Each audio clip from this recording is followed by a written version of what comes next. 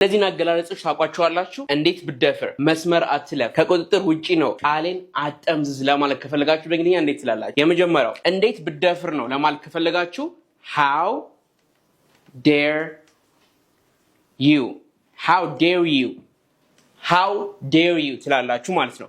መስመር አልፈሃል ለማለት ከፈለጋችሁ መስመር አልፈሃል የሆነ ገደብ ይኖረናል አይደል? አሁንስ ገደብ አለፍኩ ለማለት ስትፈልጉ ደግሞ አልፈሃል ለማለት ስትፈልጉ you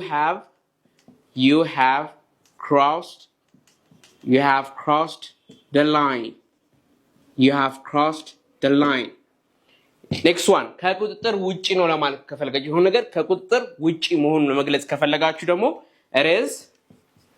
it is out of control.